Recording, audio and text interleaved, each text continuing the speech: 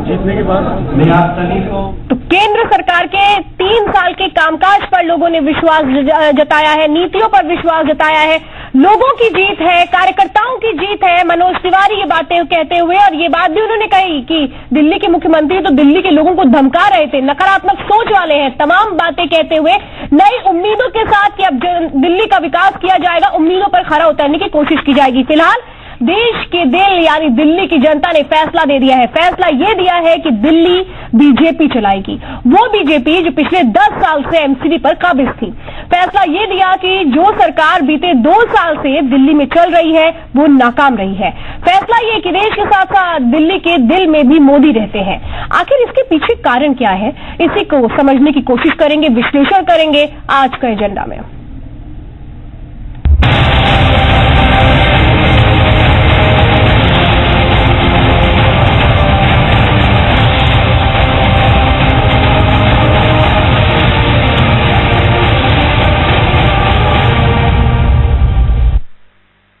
आपको दिखाते हैं अलग अलग जो तस्वीरें सामने निकल कर आ रही हैं वो क्या कुछ बयां कर रही हैं। किराएदारों की अलग अलग आपको बताएं किरदार देखने को मिले इन चुनावों में। ये तीनों किरदार एमसीडी की जंग में उतरे थे।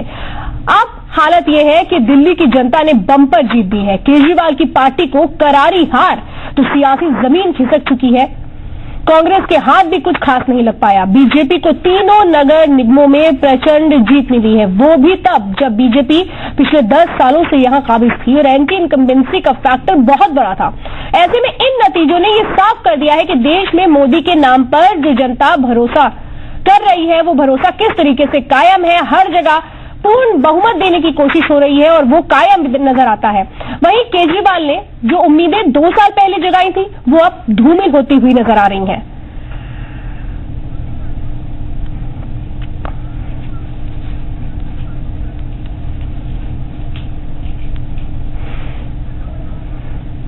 तो देश के दिल में मोदी है। जो भी चुनाव हो रहा है उनमें सिर्फ और सिर्फ एक बात देखने को मिलती है, मोदी लहर। चाहे फिर वो विधानसभा के चुनाव रहे हो, लोकसभा के चुनाव रहे हो या फिर स्थानीय निकायों के चुनाव रहे हो, हर जगह अगर कोई पहलू चलता है तो वो है मोदी मैजिक। दिल्ली में भी यही चीजें देखने को मिली है। फिलहाल देश के दिल में मोदी है, ये हम क्यों कह रहे हैं ये भी जरा समझिए। दिल्ली में बीजेपी 10 साल से सत्ता में काबिज थी, एमसीडी में काबिज थी।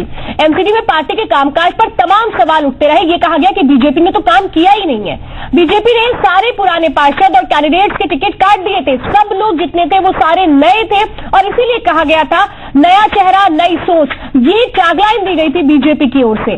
सभी नए उम्मीदवारों के साथ चुनाव लड़ी बीजेपी, सब पर विश्वास जताया गया। तो बीजेपी ने मोदी के नाम पर काम का वोट मांगा था और साफ साफ अपने स्लोगन में भी कहते थे, अपने टैगलाइन में भी कहते थे कि अगर कहीं कोई बसता है तो वो है बीजेपी, भाजपा दिल में। ये थीम सॉन्ग दिया गया था बीजेपी की ओर से और वाकई ये कहें तो शायद वो प्रूव भी होता हुआ नजर आ रहा है। लोगों ने जिस तरीके का मैंडेट दिया है एमसीडी चुनावों में, वहीं एक मैसेज ये भी दिया गया है कि किसी भी चुनाव को छोटे और बड़े लिहाज से नहीं देखा जा सकता है, हल्के तरीके से नहीं देखा जा सकता है, क्योंकि आम आदमी पार्टी और कांग्रेस की जो स्थितियां हुई है वो जरूर एक मैसेज देने की कोशिश कर रही है। तो चलिए आपको ये भी बताते हैं कि आखिर हम ये क्यों कह रहे हैं कि केजरीवाल खुश हो गए। दरअसल मुस्लिम बाहुल्य इलाकों में भी केजरीवाल को हार का सामना करना पड़ा है। झुग्गियों से भी केजरीवाल को उसी तरह से समर्थन नहीं मिला जिसकी वो उम्मीदें लगाते थे। ये कहा जाता था ऑटो वाला, रिक्शा वाला, झुग्गियों में रहने वाले लोगों के लिए काम किया है आम आदमी पार्टी ने और वो तो उनका वोट बैंक बन चुके हैं। तो वही हाउस टैक्स माफ करने का लॉलीपॉप भी इस बार काम नहीं आया। बीजेपी को डेंगू चिकनगुनिया की पार्टी वाला नारा भी फेल कर गया। तो आम आदमी पार्टी के बड़े नेताओं की सीट अगर हम देखें तो वो भी हार गए हैं। कुल मिलाकर के साउथ एमसीडी, जहां पर एक वक्त पे कहा जाता था कि केजरीवाल का सिक्का चलता है, वो वहां पे भी बुरी तरीके से हारे हैं। कुल मिलाकर अगर हम दिल्ली की स्थितियों को देखें, दिल्ली के लोगों को देखें, दिल्ली के लोगों की सोच को देखें तो वो यही बताती है कि 2 साल पहले जो वादे किए गए वो पूरे नहीं किए गए और अब लोगों ने डिसाइड किया है कि उन्हें किस तरीके से आगे अपना फ्यूचर चाहिए, क्योंकि ये वही एमसीडी है जो दिल्ली वालों के लिए उस वक्त मुसीबत का सबब बन गई थी जब सड़कों पर कूड़े का ढेर देखने को मिल रहा था, कर्मचारियों को सैलरी नहीं मिल पाई थी और इसका पूरा ठीकरा केंद्र सरकार पर फोड़ा जा रहा था। एक जबरदस्त कशल देखने को मिली थी और कहीं ना कहीं ये चीजें भी शायद लोगों को याद थी।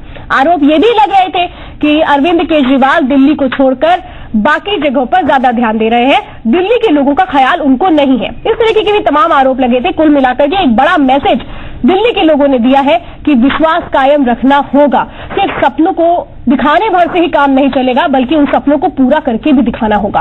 काम की बात अगर आप करते हैं तो वो सिर्फ बात बनकर ना रह जाए, बल्कि जमीनी हकीकत पर भी उतरे, ये भी करना होगा। तो एक जबरदस्त मैसेज दिया गया है, लेकिन बहुत अहम हो जाता है क्या इन रिजल्ट से आम आदमी पार्टी, कांग्रेस सबक लेगी? तो आम आदमी पार्टी जो अभी भी कह रही है कि ईवीएम में गड़बड़ी है, ईवीएम में ट्रैम्परिंग की गई है और उसी की वजह से ये जीत हासिल हुई है, तो आत्ममंथन शायद करने को तैयार नजर नहीं आती है आम आदमी पार्टी। तो भाई बीजेपी की खासतौर पे हम बात करें तो जिस तरह का स्ट्रैटेजी प्लान किया गया वो भी अहम हो जाता है। पूरे चुनावों की रणनीति को हम देखें तो पार्टी अध्यक्ष अमित शाह ने खुद चुनाव की रणनीति बनाई थी, स्थानीय चुनावों की स्ट्रैटेजी प्लान की गई थी और कुल मिलाकर के जो श्रेय जाता है वो भी इसीलिए स्ट्रैटेजी मेकर को ही जाता है। मनोज तिवारी भी ये बातें करते हुए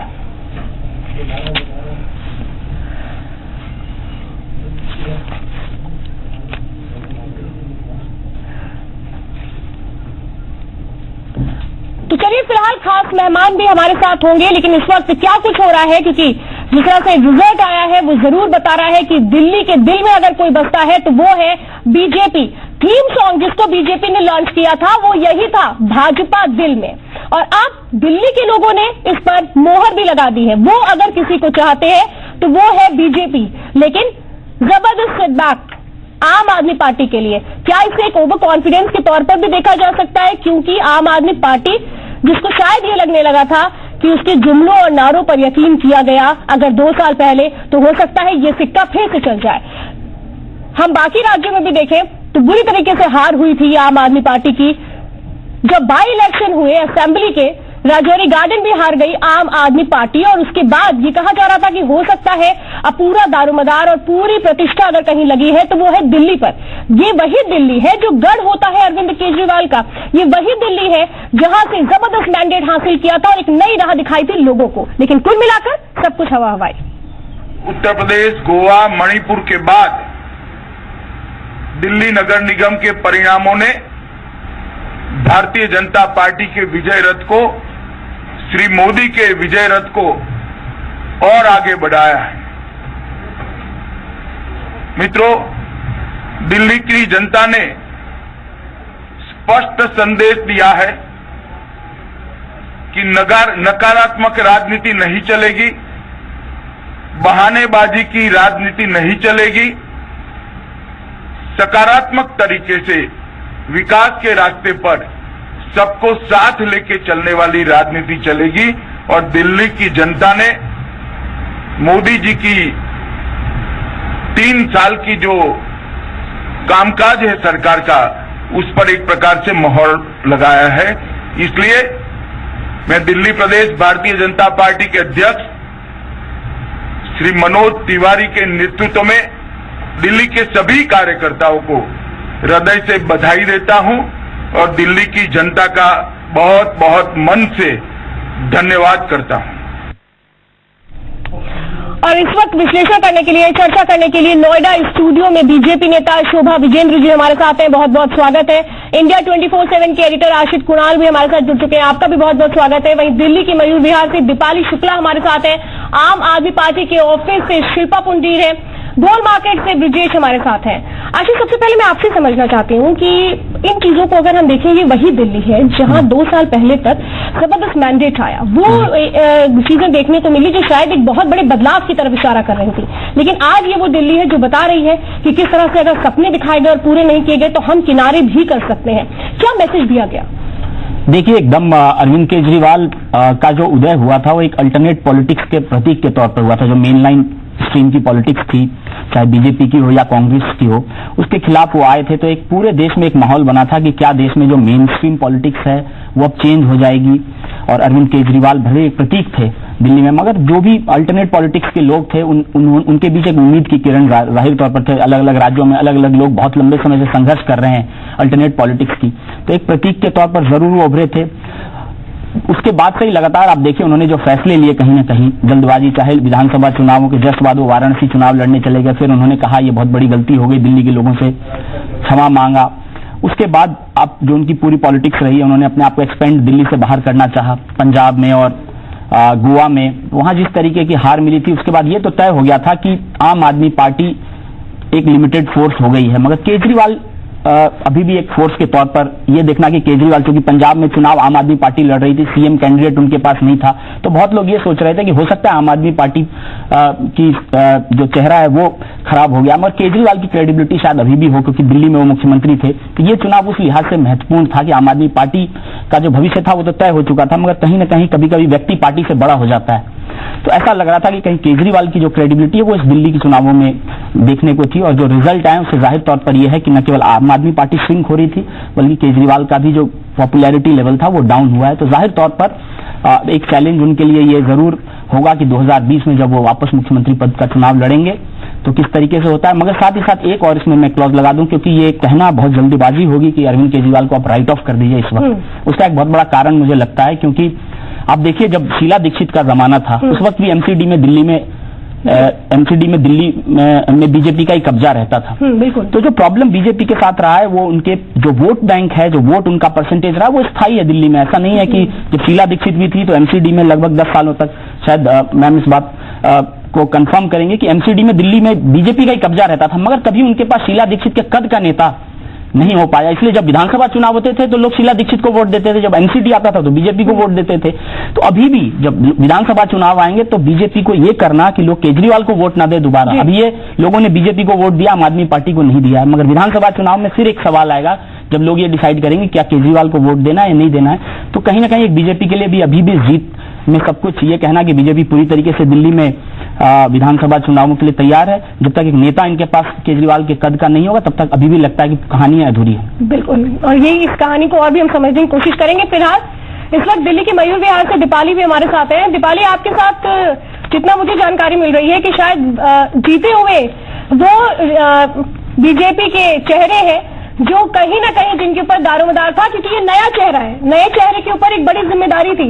अपनी जीत पर कितने खुश हैं, लोगों का क्या सपोर्ट मिला और अब कैसे वहां के लोगों के लिए काम किया जाएगा? बिल्कुल श्वेता, हम उनसे बात करते हैं कि कैसे वो अब इस चुनौती को लेते हैं। पहले तो आपको बहुत बहुत बधाई हो जीतने की। आपको अब आप कितनी बड़ी चुनौती है आपके लिए, क्योंकि अभी भी 10 साल से बीजेपी का ही कब्जा रहा, लेकिन फिर भी जो तस्वीर थी वो बहुत नहीं बदली और बीजेपी पर ये आरोप भी लगते रहे करप्शन के तमाम। लेकिन अब आप कैसे इसको आगे बढ़ाएंगे? अब सब आरोपों को भूल जाइए। अब बीजेपी के प्रमुख बहुमत के साथ निगम में आ चुकी है और मैं इस वार्ड को स्वच्छ वार्ड, भ्रष्ट मुक्त वार्ड और एक आदर्श वार्ड के रूप में मैं इस वार्ड में काम करूंगा। क्या लगता है यहाँ पर मोदी लहर है या फिर कैंडिडेट को देकर यहाँ की जनता ने चुना है? देखिए, मोदी जी के भ्रष्ट मुक्त राष्ट्र के जो काम कर रहे हैं उसके ऊपर पूरे जनता के, या वार्ड के चुनाव हो या केंद्र का चुनाव, सारे जनता को पूरा मोदी जी के ऊपर भरोसा है और उसी हिसाब से इस निगम चुनाव में भी मोदी जी के भरोसे के ऊपर जनता वोट दी है। पार्टी कह रही है बूथ लेवल तक जमीनी स्तर से मजबूत करने की कोशिश करेगी, लेकिन जब जीत जाता है कैंडिडेट उसके बाद कुछ दिन बाद वो भूल जाता है। ऐसे में आप कैसे जनता का भरोसा आगे जीत पाएंगे और विकास करेंगे? मैं आपको एक ही बात बोला, पहले भी बोला कि मैं इस वार्ड को एक भ्रष्ट मुक्त वार्ड, स्वच्छ वार्ड और एक आदर्श वार्ड के रूप में काम करूंगा। ये मैं वादा करता हूं, अपनी जनता से वादा करता हूं। इस वार्ड आम आदमी पार्टी का कहना है ईवीएम की लहर है।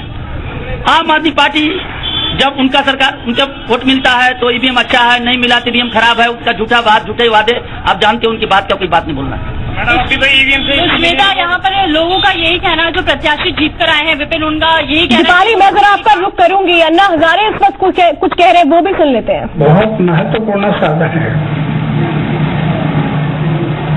अब दिल्ली में अभी जो रिजल्ट मिले हैं इसमें आप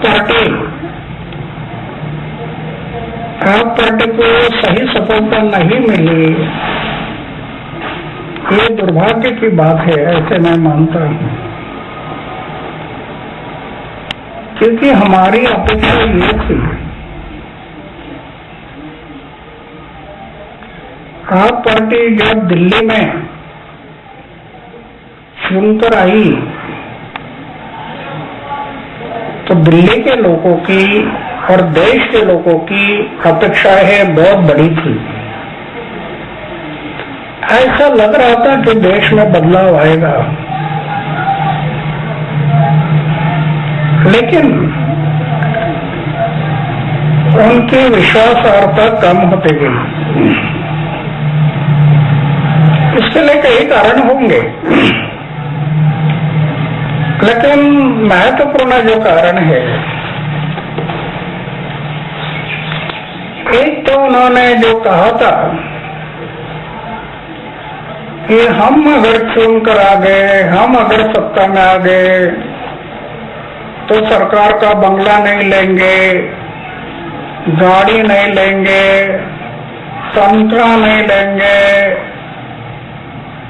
हम त्याग की भावना रखेंगे। तो अन्ना के आंदोलन से ही सुर्खियों में आए और एक तरह से सत्ता पर काबिज हुए अरविंद केजरीवाल, जिनको लेकर के अन्ना हजारे खुद कह रहे हैं कि लोगों के साथ जो उन्होंने विश्वास रखा, लोगों के लिए जो वादे किए, वो फिलहाल पूरे नहीं किए हैं। हम तमाम चीजों को समझने की कोशिश कर रहे हैं। खास मेहमान भी हमारे साथ बने हुए, रिपोर्टर्स भी हैं। रुकेंगे एक ब्रेक के लिए, फौरन लौट रहे हैं।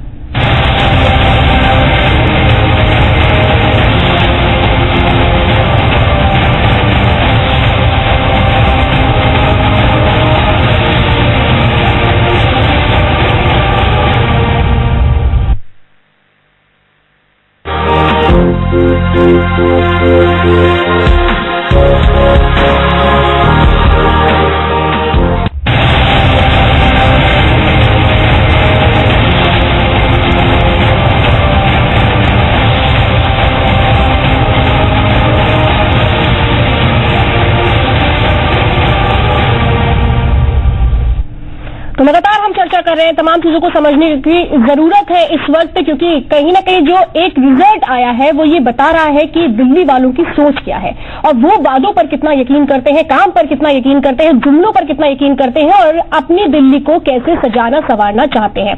खास मेहमान शोभा विजेंद्र हमारे साथ है, अशोक कुणाल भी हमारे साथ बने हुए। शोभा जी, एक बात मैं समझना चाहती हूँ कि ये वही एनसीडी है जहां 10 सालों तक आप रहे, बहुत काम किया गया या नहीं किया गया ये आप लोगों को खुद भी पता है, लेकिन जिस तरीके का मैंडेट आया है वो एक्चुअल में आपको क्या लगता है कि कहीं वो चीजें हावी हो गई जो आम आदमी पार्टी की इनकम्बेंसी थी, लोगों ने उन चीजों को किनारे किया और सोचा कि ठीक है भाई, जिसने नहीं किया लेकिन विकल्प नहीं है, तो इसलिए आप लोगों को सपोर्ट मिला? देखिए, सबसे पहले तो मैं सुकमा के शहीदों को श्रद्धांजलि देती हूँ और उसके बाद दिल्ली की जनता को कोटि कोटि नमन करती हूँ और धन्यवाद देती हूँ। साथ ही अपने राष्ट्रीय नेतृत्व माननीय प्रधानमंत्री जी मोदी जी और अमित शाह जी को प्रणाम करती हूँ। देखिए, आपने बहुत ही अच्छा प्रश्न पूछा है और मैं आपको बताना चाहती हूँ कि दिल्ली की जनता के दिल में इस वक्त केवल एक ही चीज है जिसका नाम है मोदी। जहां तक इनकम्बेंसी फैक्टर की बात है तो आपने देखा होगा कि प्रचंड बहुमत से हम आए हैं। यहाँ पर ऐसा नहीं है कि किसी ने दिल को रोककर या मन को रोक कर दिया था और बार बार ये कहा जा रहा है कि 10 साल में काम नहीं हुआ। मैं आपको बताना चाहती हूँ कि दिल्ली का 97% एरिया कोई कवर करता है तो वो एमसीडी करता है, लेकिन जिस प्रकार का सौतेला व्यवहार हमारे साथ हुआ, यूनिफाइड कॉर्पोरेशन को ट्राइफर्केशन कर दिया गया और शीला दीक्षित की सरकार ने भी जो प्रोमिसेस किए थे एक भी प्रोमिस को पूरा नहीं किया और उसके बाद से लगातार 2 साल जो लोग यहाँ पर आए जिन्होंने कहा कि हम ऑल्टरनेटिव पॉलिटिक्स करेंगे, जो लोग बहुत बड़ी बड़ी बातें करते थे, जो वीआईपी कल्चर को खत्म करने की बातें करते थे, उन्होंने दिल्ली की जनता को, देश की जनता को इतनी बुरी तरह ठगा। सबसे पहले तो आते ही क्या किया कि अपने विधायकों की सैलरी इतनी ज्यादा बढ़ा ली कि प्रधानमंत्री जी से भी ज्यादा उनकी सैलरी हो गई। उसके बाद उन्होंने जो कस्में खाई थी कि हम कांग्रेस के साथ पहली बार 49 दिन के अंदर उन्होंने अपने बच्चों की कस्में खाई कि हम कांग्रेस के साथ सरकार नहीं बनाएंगे, बना ली। और अब जो उन्होंने किया 97 करोड़ रुपया उन्होंने केवल और केवल अपने एडवर्टाइजमेंट पे खर्च किया, ये कोर्ट कहता है। आप शुमलू कमेटी को देख लीजिए, उनसे कहा गया किसने आपको ये पावर दी कि आपने जनता के बंगले के ऊपर। यही एक वजह है कि आज आम आदमी पार्टी के दफ्तर के बाहर परिंदा भी शायद पर मारने को तैयार नहीं है। जरा वहां की तस्वीरें भी हम देखते हैं, हमारी सहयोगी है वहां पर। शिल्पा, आम आदमी पार्टी के दफ्तर के बाहर अभी क्या देख पा रही है? क्योंकि अभी भी वो यही बात कह रहे हैं कि सब कुछ जो हुआ वो ईवीएम की वजह से हुआ, ईवीएम की गलती है, ईवीएम में टैंपरिंग की गई, इसलिए हम हार गए। वरना अगर हार होती, अगर जेन्युइन हार होती तो सिर्फ 2-3 सीटों का अंतर होता। बिल्कुल श्वेता, अगर आम आदमी पार्टी के दफ्तर की बात करें तो वहां पर सन्नाटा बिल्कुल पसरा हुआ है।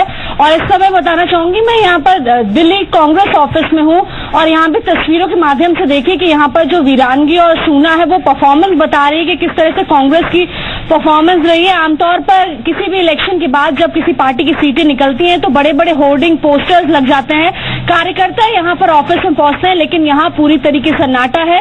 कोई भी नेता यहाँ नहीं पहुंचा है, इक्का दुक्का कार्यकर्ता जरूर आ रहे हैं झांकने कि कोई यहाँ पर नेता पहुंचा है नहीं। और तस्वीरें जो है आम आदमी पार्टी के ऑफिस की वो भी बिल्कुल जुदा नहीं है।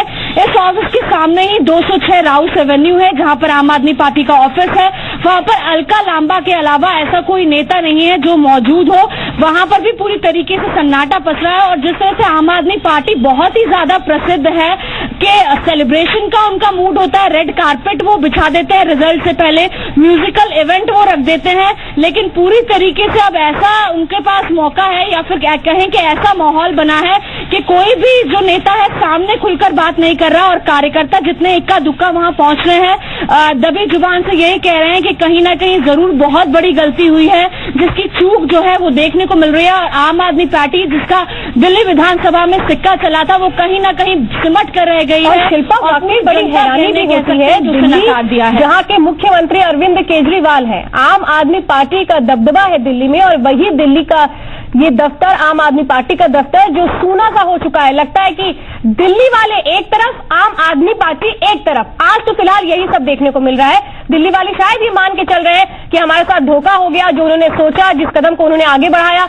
वो उल्टा उन्हीं के लिए मुश्किलों भरा सबब हो गया। चलिए मैं आपका दोबारा रुख करूंगी। अर्षित, मैं आपसे एक बात समझना चाहती हूँ, क्या ये समझें कि ये एक ओवर कॉन्फिडेंस हो गया था अरविंद केजरीवाल का कि नहीं, अगर मैं दिल्ली से बाहर भी जाता हूं तो दिल्ली वाले तो मेरे साथ रहेंगे, जिस तरह का मैंडेट मुझे मिला था, ये एक जो उनकी प्लानिंग थी या जो एक सोच थी, ये कहें कि ओवर कॉन्फिडेंस था या दिल्ली वालों को समझ नहीं पाए थे, या एरोगेंस इतनी ज्यादा हो गया था जहां उनको लगता था दिल्ली अगर किसी की है तो सिर्फ मेरी है? मुझे लगता है इसमें दो चीजें हैं।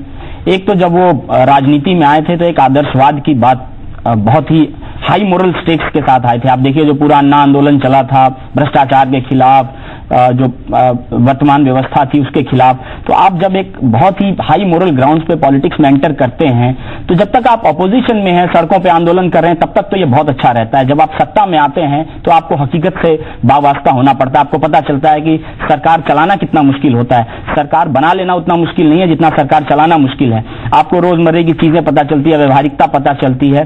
तो कहीं ना कहीं एक तो उनका जो लैक ऑफ एक्सपीरियंस था, जो बहुत ही हाई मोरल ग्राउंड से वो एक पॉलिटिक्स करके और बहुत जल्दी सत्ता में आ गए, और सत्ता में आने के बाद उन्हें पता चला कि भाई बिना गाड़ी लिए हुए सीएम कैसे चलेगा, बिना मकान लिए हुए कैसे चलेगा। तो ये जो चीजें उनकी फ्लिप फ्लॉप थी वो हाई मोरल ग्राउंड के कारण था कि एक चीफ मिनिस्टर बिना मकान लिए हुए कैसे रहेगा, लोगों से मिलना है, जुलना है, तमाम तरह की फाइल्स है, बिना गाड़ी के मैं चलूंगा। तो ये सब ऐसी चीजें थी जो कहीं ना कहीं जब सत्ता में आए तो उन्हें रियलिटी से वाबस्ता पड़ा। दूसरा कहीं ना कहीं उनका जो ओवर कॉन्फिडेंस से ज्यादा मैं कहूंगा ओवर एम्बिशन जो रहा है कि एक बहुत जल्दी राष्ट्रीय नेता बनने की जो चाहत थी, इस कारण कभी वो बनारस पहुंचे, फिर पंजाब पहुंचे, गोवा पहुंचे, और सब जगह से आकर फिर उन्होंने एक डिसीजन लिया था। एक उनकी पार्टी की बैठक हुई थी कि अब दिल्ली तक ही अपने आप को सीमित रखना है, दिल्ली में मजबूत रहेंगे तो आगे फिर बाकी राजनीति देश भर की करते रहेंगे। मगर जिस तरीके के नतीजे आए उससे लगता नहीं है कि दिल्ली में भी अब उनको अपना किला बचाना आसान होगा। मुझे जो लग रहा है इमीडिएटली जो इसके रिपरकशंस होंगे वो ये होगा कि आम आदमी पार्टी के अंदर पहले से ही हम ये जान रहे हैं कि बहुत सारे बड़े तादाद में विधायक हैं जो असंतुष्ट हैं, और वो विधायक धीरे धीरे पार्टी से अलग हो सकते हैं। कुछ ज्यादातर लोग भाजपा के संपर्क में, कुछ कांग्रेस के संपर्क में। इतना जरूर है कि अरविंद केजरीवाल की हार के बाद आम आदमी पार्टी के अंदर एक तरीके का जो अंतरकलह है वो बढ़ेगा, और खासतौर पर विधायक हैं वो बड़ी संख्या में टूटेंगे। और जैसा मैंने कहा, फिर भी एक प्लस पॉइंट ये है, ये तो निगेटिव चीजें हैं, मगर एक चीज ये देखना अभी भी होगा इससे पहले कि हम राइट ऑफ कर दें कि अरविंद केजरीवाल की पर्सनल पॉपुलैरिटी वो टेस्ट होगी विधानसभा चुनाव में। ये जो चुनाव होते हैं एमसीडी के, जैसा मैंने आपको कहा, जब शीला दीक्षित अपनी पॉपुलैरिटी के पीक पे हुआ करती थी तब भी एमसीडी के इलेक्शन में बीजेपी जीत जाती थी, मगर जैसे विधानसभा चुनाव होते थे शीला दीक्षित फिर जीत जाती थी। तो ये कहना कि अरविंद केजरीवाल को एकदम सीधे से राइट ऑफ कर देना, मुझे लगता है वो तब हो पाएगा जब एक काम बीजेपी ने बहुत अच्छा क्या किया है कि बीजेपी लड़ती थी, एमसीडी जीत जाती थी, मगर बीजेपी ने एक लीडरशिप डेवलप की है इस बार। जब तक आप अरविंद केजरीवाल की पॉपुलैरिटी लेवल के बराबर किसी को खड़ा नहीं करेंगे, मौका नहीं देंगे, तब तक बहुत मुश्किल होगा। शीला दीक्षित की तरह वो डटे रहेंगे। इस बार जो बीजेपी ने किया है स्ट्रेटेजिकली चेंज कि मनोज तिवारी को आगे किया है। मनोज तिवारी एक ऐसा फेस है जो बीजेपी का कैडर है उसमें भी बैठते हैं। और आप मनोज तिवारी की प्रेस कॉन्फ्रेंस देखिए, वो बार बार क्या बोल रहे हैं। वो कह रहे हैं मैं फिर झुग्गियों में जाऊंगा, मैं जहां झुग्गियों में नहीं जा पाया हूं। बार बार वो झुग्गी इसलिए बोलते हैं कि मनोज तिवारी वो फेस हैं जो आम आदमी पार्टी का गढ़ है, जो कैडर है, जहां वहां पर वो सेंध लगा सकते हैं। तो मुझे लगता है कि जो सबसे अच्छी जीत बीजेपी को सबसे बड़ी चीज जो मिली है जीत में, वो एमसीडी में जीत नहीं मिली है। जीत उनकी लगातार होती रही है, कोई पहली बार नहीं जीते हैं। सबसे बड़ा है कि उनको एक लीडर मिल गया है जो अरविंद केजरीवाल की पॉपुलैरिटी को मैच कर पाएगा जब 2020 में विधानसभा चुनाव होंगे। और किस तरह से वो लोकप्रिय हो रहे हैं ये भी हमें देखने को मिला है। भले ही वो दिल्ली वाले यहाँ हो, वो भले ही पूर्वांचल से ताल्लुक रखते हो, लेकिन लगता नहीं है जब दिल्ली वालों के बीच जाते हैं वो भेदभाव करते हैं। वो लगता है कि वही के ही सदस्य और अपनाने की भी दिल्ली वाले कोशिश करते हैं। अलग अलग चीजें फिलहाल इन चुनावों में हमें देखने को मिली है। ब्रिजेश श्रीवास्तव हमारे साथ जुड़ चुके हैं। ब्रिजेश के साथ जीते हुए बीजेपी के नेता भी हमारे साथ हैं। ब्रिजेश, जानना यही चाहती हूँ, किसको क्रेडिट देते हैं ये?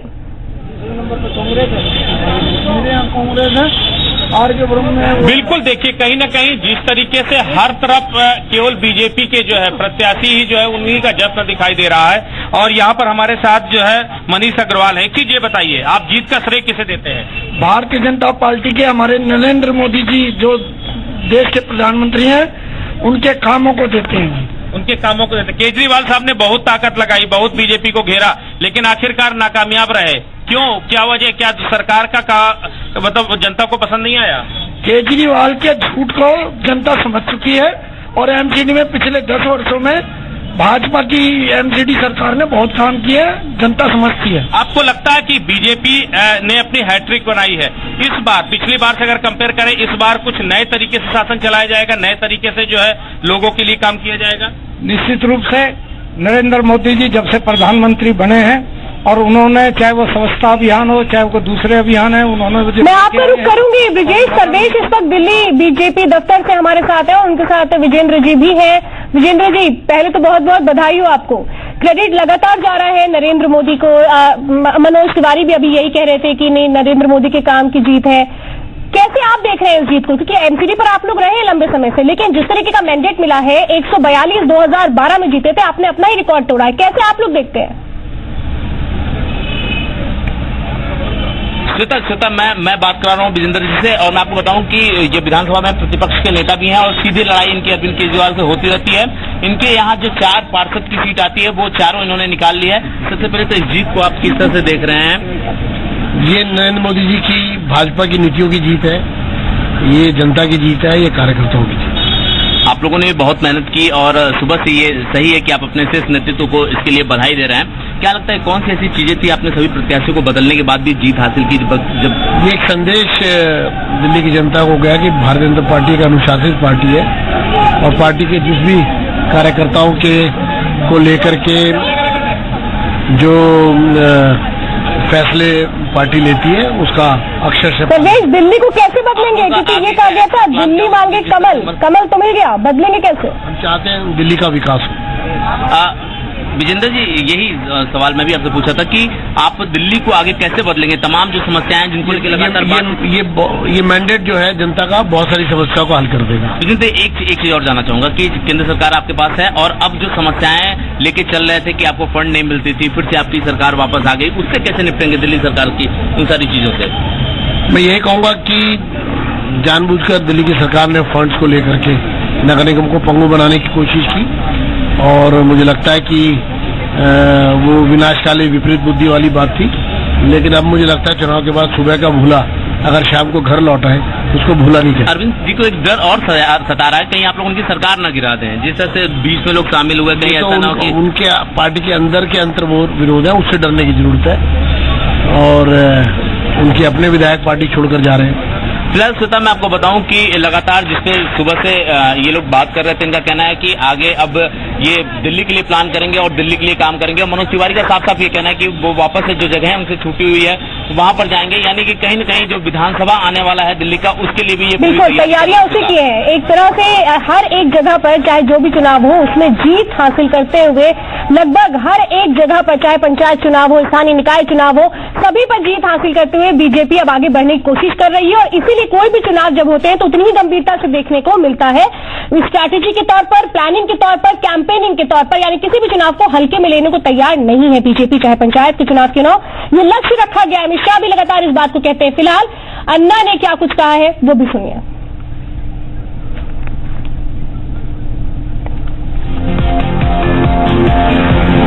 अन्ना हजारे जो कह रहे हैं कि केजरीवाल को नकार दिया है दिल्ली वालों ने।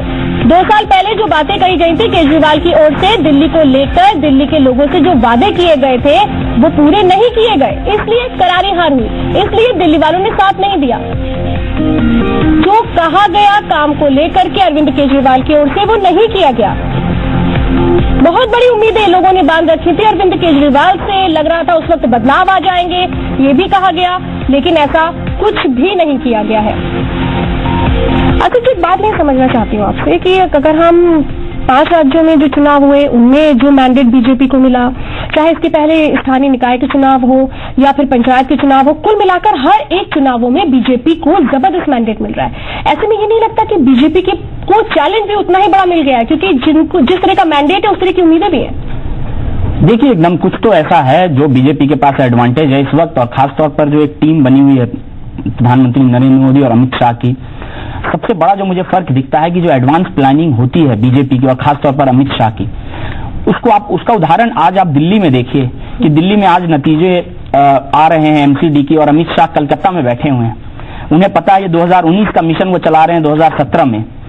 दूसरा उदाहरण मैं दूंगा कि अभी जब हम डिस्कशन कर रहे थे, खबर आई कि कांग्रेस ने गुजरात में बहुत बड़ा फेरबदल किया है अपने संगठन में, पूरे नए प्रभारी लगाए गए हैं, नए लोगों को जिम्मेदारियां दी गई है। तो यानी कांग्रेस आज 1 मई से राहुल गांधी कैंपेन शुरू करने जा रहे हैं, यानी आज कहीं ना कहीं कांग्रेस गुजरात में इस साल के अंत में चुनाव है, अब तैयारियां शुरू कर रही है। और आप सोचिए 1 साल पहले वहां मुख्यमंत्री बदल दिया था अमित शाह ने, 1 साल पहले उनकी प्लानिंग लगभग कंप्लीट हो चुकी है गुजरात की, जब उन्होंने आनंदीबेन को हटा के विजय रूपानी को बना दिया था। तो इतनी एडवांस प्लानिंग में चलते हैं, वो 2019 की प्लानिंग 2017 में करते हैं। इस एमसीडी की प्लानिंग उन्होंने 6 महीने साल भर पहले पूरी कर ली होगी। तो ये जो अद्भुत एडवांटेज है कि चुनाव के समय जब आप राजनीति करने जागते हैं, उस परंपरा को जो ध्वस्त किया इन्होंने, कि जब चुनाव आते हैं तब आप संगठन को लेकर चिंतित होते हैं, तब आप सोचते हैं कि इसको कैसे क्या रणनीति बनानी है। ये अद्भुत है। शोभा जी हमारे साथ हैं, आप क्लोजली वॉच करती होंगी कि किस तरीके से जो अमित शाह का वर्किंग स्टाइल है वो कितना बड़ा आपको एडवांटेज देता है कि किस बिल्कुल मैं तो देखिए ऐसा है, डीमोनेटाइजेशन के बाद कोई ऐसा चुनाव नहीं हुआ जो भारतीय जनता पार्टी ने जिसमें शिकस्त हासिल की हो, हमेशा जीतते रहे हैं। मैं आपको बताना चाहती हूँ इसके पीछे कार्यकर्ताओं में बूथ लेवल पर जो काम हुआ है, जो पंच परमेश्वर बनाए गए, पूरे एक बूथ के ऊपर 5 लोग ऐसे संगठन ने खड़े किए जो चुनाव से पूर्व ही एक एक घर में जाना, एक एक महिला से मिलना, एक एक युवा से मिलना और अपनी केंद्र की जितनी भी पॉलिसीज हैं सबको रटवाना, सबको बताना, सबको समझाना।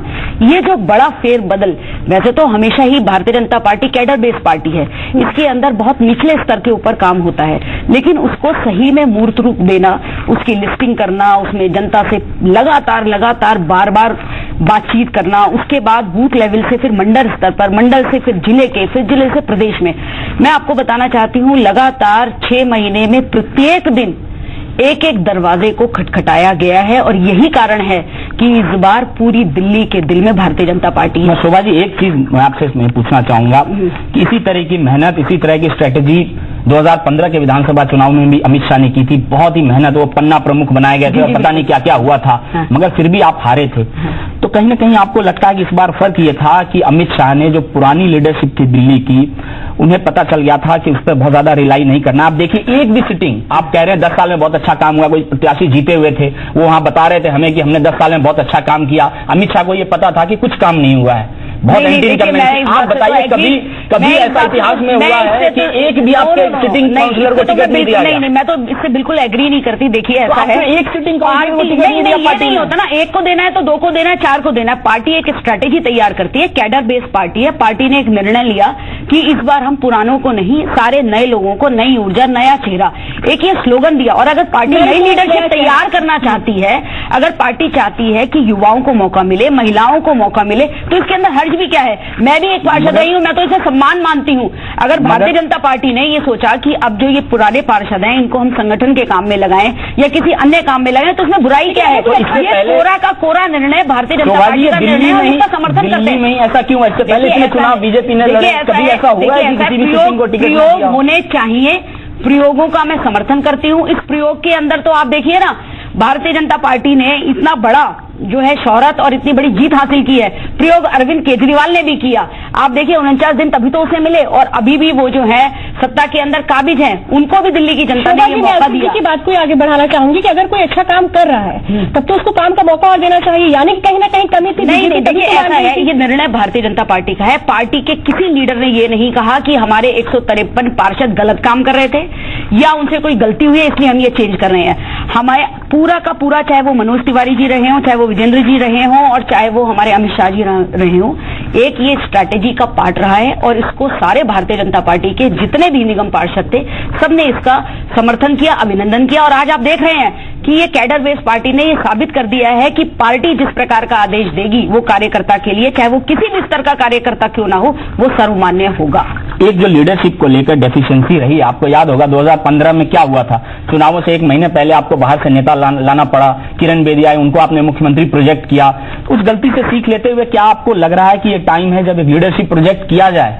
अरविंद केजरीवाल को चुनौती आप तब देंगे जब उसके कद का कोई आदमी खड़ा करेंगे। एमसीडी में पहले भी आप जीतते रहे, कोई पहली बार थोड़ी जीते हैं। नहीं, बिल्कुल आपने बिल्कुल सही बात कही है, लेकिन मैं आपको बताना चाहती हूँ जिस प्रकार का अरविंद केजरीवाल की भाषा है, जिस प्रकार के उनके कृत्य है, जिस प्रकार से अब भी वो ईवीएम को दोष दे रहे हैं और जनता को उन्होंने साइड के अंदर कर दिया है, मैं तो ये कहूंगी कि अरविंद केजरीवाल के स्तर का कोई नेता हमारे पास होना वो अपना इसको दुर्भाग्य मानेगा, कोई इसमें बहुत शालीनता और बहुत अच्छी चीज नहीं मानेगा। और पार्टी के पास बहुत सारे ऐसे चेहरे हैं जिनको पार्टी वो प्रोजेक्ट कर सकती है, ये भी पार्टी का निर्णय होगा। यहाँ पर सब कार्यकर्ता समान है, जब पार्टी का ये समय आएगा तो पार्टी अपना नेता जरूर चुनेगी। एक और सवाल ये जानना चाहेंगे कि आपने अपनी बात में भी कहा कि हमें जो दिल्ली सरकार से मदद चाहिए वो नहीं मिलती थी, दिल्ली सरकार ये कहती है कि हमें जो केंद्र सरकार से मदद है वो नहीं मिलती है, तो ये ब्लेम गेम कब तक चलता रहेगा? दिल्ली के हालात आपको पता है, आपको दिल्ली के हालात आज पता है, दिल्ली में देश की राजधानी है, आप इसको दुनिया का सबसे खूबसूरत शहर बनाना चाहते हैं, आपकी पार्टी, आपके प्रधानमंत्री, यहाँ मच्छर काटने से लोग मरते हैं। पहले तो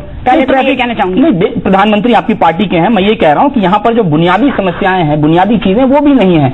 और ब्लेम गेम हम देखते हैं कि एमसीडी दिल्ली सरकार के ऊपर ब्लेम गेम कर देती है, जब भी कोई मामला आता है, चाहे चिकनगुनिया का मामला आता है, कोई बीमारी फैलती है, वो कहते हैं हमें राज्य सरकार मदद नहीं कर रही है, राज्य सरकार कहती है हमें केंद्र सरकार पैसा नहीं देती है। तो ये जो एक विशेष सर्कल है ये कब खत्म होगा? देखिए, विशेष सर्कल तो जनता ने अब समाप्ति कर दिया। आपने देख लिया किस प्रकार से आपकी बार भी मेजोरिटी मिली है। और मैं आपको बहुत ऑन फैक्ट्स बताना चाहती हूँ कि तृतीय वित्त आयोग या चौथा वित्त आयोग, उसका पैसा, फाइनेंस का पैसा जो कि एक स्थानीय निकाय को दिल्ली सरकार को देना चाहिए था, ऑन रिकॉर्ड कह रही हूं मैं, वो उनको दिया ही नहीं गया। क्यों इस प्रकार का स्टेप मदरली बिहेवियर किया?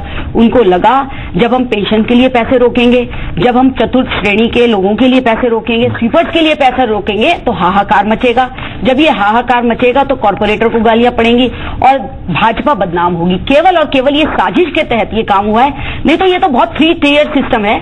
केंद्र सरकार दिल्ली सरकार को देगी, दिल्ली सरकार जो है स्थानीय निकाय को देगी। अब ये जो बीच की दिल्ली सरकार है, अगर इसने ठान ही लिया है कि मुझे दिल्ली की जनता को सड़कों पर दौड़ाना है, पार्षदों को सड़कों पर दौड़ाना है, और जो बेचारे बहुत ही हमारे बुजुर्ग वरिष्ठ नागरिक हैं, जो हमारी विधवा बहनें हैं, उनको पेंशन नहीं देनी है, तो इसके लिए तो आप उनसे पूछिए ना। और जनता ने बहुत कड़ा जवाब दिया है, आने दीजिए इस विधानसभा को, सब पूछेंगे कि इस प्रकार का गलत व्यवहार करना, चुनौतियों से आप कैसे उभरेंगे, ये भी बहुत महत्वपूर्ण हो जाता है। क्योंकि ऐसा नहीं है, आप ही लोग हैं और यही वो दिल्ली में अरविंद केजरीवाल की सरकार है जो ये बात कहती रही है कि एमसीडी में दरअसल हमारा होल्ड नहीं है, इसलिए हम कुछ कर नहीं सकते। अब ऐसे में एमसीडी के होल्ड, आप दिल्ली सरकार का तो काम कीजिए, आप दिल्ली सरकार का तो काम कीजिए, आप एमसीडी के काम को छोड़ दीजिए ना। इस मुख्यमंत्री ने जितने भी विधानसभा सत्र बुलाए, उसके अंदर एक भी विधानसभा सत्र के अंदर दिल्ली की डेवलपमेंट को लेकर बात नहीं कही। जितने भी इन्होंने सत्र बुलाए उसमें केवल प्रधानमंत्री जी को कोसने का काम, चिकनगुनिया और डेंगू के ऊपर दिल्ली नगर निगम को कैसे कोसा जाए, किस प्रकार से स्वीपर्स के विषय को कोसा जाए, इन्होंने अपने विषय पे तो कभी विधानसभा सत्र बुलाए नहीं। मैं ये बात ऑन रिकॉर्ड दोबारा कह रही हूँ। लेकिन यही व्यक्ति जिसका मसला आप लोग भी इतने वक्त से है, ये सॉल्व नहीं हो पाया। अब इसकी वजह आप लोग चाहे कुछ भी गिनवा लें, लेकिन हकीकत ये है कि आज भी मैं देखिए ऐसा है शोभा जी, मैं दोबारा रुक करूंगी आप पर। उम्मीद करते हैं क्योंकि आप लोग आ गए हैं, नई सोच के साथ आए, नए चेहरों के साथ आए, तो काम होगा और दिल्ली बदलेगी। चलिए, एक और बड़े कलाकार हंसराज हंस ने भी बीजेपी के लिए दिल्ली में जमकर प्रचार किया है और अब प्रचंड जीत के बाद उनका क्या कुछ कहना है ये भी सुनते हैं। हंसराज हंस हमारे साथ है, बड़ा खुशनुमा माहौल है यहाँ पे, संगीतमय माहौल हो रहा है। बात करते हैं जिस तरीके से रुझान आ चुके हैं, लगभग सुनना चाहेंगे? जैसे रुझान आ चुके हैं, लोगों का रुझान पता चल गया है कि लोग उस लीडर को प्यार करते हैं जो कथनी और करनी का पूरा है। मोदी साहब ने बोला था सबका साथ सबका विकास।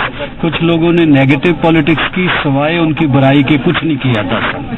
तो अब लोगों ने बता दिया, लोगों ने रियलाइज करा दिया। इसलिए पॉजिटिव, सकारात्मक क्या होता है वो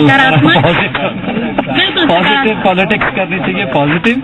और मोदी साहब जिंदाबाद। मोदी साहब की वजह से उनके नाम की ये सुनामी चली है, वो सिकंदर की तरह हो गया। अपने आप को फकीर कहता है, लेकिन वो ऐसा बादशाह है जो गरीबों की, किसानों की और इग्नोर्ड लोगों की, पछड़े हुए की, दलितों की बात करते हैं। और दिल में दर्द भी है। अब लोगों को समझ आ गया कि गरीबों का, दलितों का मसीहा मोदी साहब आ गया। इसलिए कितना बड़ा चुनाव ये एमसीडी का मानते हैं, जो राष्ट्रीय स्तर पर इसको देखा जा रहा है, वोटरों की नजर है इस पर? देखो, ये कैपिटल है, राजधानी है, सियासत का मरकज है, केंद्र है। बहुत बड़ी ये जीत अगर हो गई है तो इसका मतलब विधानसभा भी ले जाएंगे, तो कैपिटल में भी सरकार होगी, सेंटर में भी सरकार होगी। आहिस्ता आहिस्ता वो सिकंदर पूरे हिंदुस्तान को, भारत को फतेह कर रहा है। बिल्कुल। आपसे ये भी जानना चाहेंगे कि आम आदमी पार्टी को आपने इग्नोर किया, हालांकि आज तीसरे स्थान पर है, लेकिन जिस तरीके से उभर कर आम आदमी पार्टी आई थी, अरविंद केजरीवाल एक आंदोलन के नेता थे, आज ऐसी पीछे होते जा रहे, पर उनको इग्नोर, कांग्रेस भी उठती आ रही है, उनको इग्नोर नहीं किया जा सकता विधानसभा चुनाव में जो आगामी चुनाव है। हाँ जी, बस उन सबको ये सीखना चाहिए कि लोग तो सबको प्यार करते हैं, लेकिन जो बातें आपने की है चुनावी दौर में वो पूरी ना होंगी तो झूठ पकड़ा जाता है, बंदा एक दिन एक्सपोज हो जाता है, और वो हो गया। जो आपकी खुशी जो झलक रही है उसे गाने में हम सुनना चाहेंगे। मैं अभी एक सेकंड में आता हूँ। वो लाइव पर है, आप अभी लाइव पर है, आपको गाना एक जो खुशी झलक रही है उस पर जो आप दर्शक आपको बात कर रहे थे ना 56 इंच की, तो मैं सबको यही कहूंगा, तीर खाने की हवस है तो जिगर पैदा कर, सरफरोशी की तमन्ना है तो सर पैदा कर। बहुत धन्यवाद। ये थे हंसराज हंस, जिन्होंने अपना जो खुशी है वो गाने में जाहिर करी। आखिर के फाइनल कमेंट मैं आपसे लेना चाहती हूँ, जो भी रिजल्ट आए हैं, चाहे इससे पहले के चुनाव के हो या आज के, ये कहें कि एक क्लियर मैसेज बाकी पार्टीज को मिल चुका है बीजेपी के अलावा कि उनको अपनी स्ट्रैटेजी, अपने लीडरशिप को लेकर दोबारा से सोचना पड़ेगा, वरना इसको तो बचाना बहुत बड़ी चुनौती होगी। देखिए, 2-3 चीजें होंगी दिल्ली के लिहाज से देखिएगा तो अब ये देखना होगा कि इस रिजल्ट का रोजमर्रे के कामकाज पे, जैसे शोभा जी बता रही थी, क्या कुछ फर्क पड़ता है कि नहीं। ये जो ब्लेम गेम चलता है MCD versus Delhi government versus central government, इस चक्र से दिल्ली निकलती है कि नहीं, क्योंकि जो नतीजे आए हैं उससे यही लगता है कि जिस तरीके से पहले ये ब्लेम गेम चल रहा था वैसा ही चलेगा। अगर ऐसा होता है तो दुर्भाग्य होगा। अगर शायद सब लोगों को ये बात समझ में आती है कि लोग सब कुछ देखते हैं, समझते हैं, तो शायद कुछ व्यवहार में बदलाव आएगा और अपनी अपनी जिम्मेदारियां समझेंगे। एक तो दिल्ली को लेकर है, लार्जर पर्सपेक्टिव पे अगर आप देखिएगा, नेशनल पर्सपेक्टिव पे, तो मुझे लग रहा है इमीडिएटली जो होने वाला है वो ये है कि शायद जो नॉन बीजेपी पार्टीज हैं वो फिर से एक बार बैठेंगे। अगर आप देखिए, मुझे अभी भी लगता है कि जो नॉन बीजेपी पार्टीज, जिस तरह के एफर्ट हो रहे हैं पूरे देश में, आप देखिए उत्तर प्रदेश में खबरें आ रही है कि जो बाई इलेक्शन होने वाले 2 सीटों पे वहां सपा और बसपा मिलकर लड़ेगी, तो हो सकता है आने वाले समय में किसी न किसी तरीके से अरविंद केजरीवाल अप्रोच करेंगे कांग्रेस को। पहले भी दोनों साथ रह चुके हैं और हो सकता है कि जो नॉन बीजेपी पॉलिटिक्स है वो पोलराइज हो इस जीत के बाद, और वो एक बीजेपी के लिए चैलेंज होगा, क्योंकि आज भी अलग अलग राज्यों में अगर नॉन बीजेपी फोर्सेज एक होती हैं तो बीजेपी को टफ चैलेंज मिल सकता है। आप कांग्रेस और बीजेपी का, कांग्रेस और आपका वोट देखिए, अगर वो जोड़ देते हैं तो एक बड़ा चैलेंज बनता है। तो ये देखना होगा कि जो coalition politics non BJP parties हैं क्या वो शुरू करती हैं इस जीत के बाद, और आने वाले जो साल के अंत में विधानसभा चुनाव में गुजरात, हिमाचल और बाकी राज्यों में वहां किस तरीके से ये है। इतना जरूर है कि इस वक्त बीजेपी कहीं ना कहीं ऐसा लगता है फ्रंट फुट पर है। प्रधानमंत्री नरेंद्र मोदी और अमित शाह का जो कैलकुलेशन है, पॉलिटिकल कैलकुलेशन, वो लगता है सही बैठ रहा है। अच्छा, बहुत बहुत धन्यवाद हमारे साथ जुड़ने के लिए। शोभा जी, आपका भी बहुत बहुत धन्यवाद हमारे साथ जुड़ने के लिए, और हमारे तमाम संवाददाता भी अलग अलग जगह से हमारे साथ जुड़े थे, आप सभी का बहुत बहुत धन्यवाद इन्फॉर्मेशन देने के लिए। चलिए देखते हैं अब दिल्ली की तस्वीर और सूरत कैसे बदलती है, या फिर वही चीजें देखने को मिलती हैं। यहाँ रुकेंगे छोटे से ब्रेक के लिए फौरन।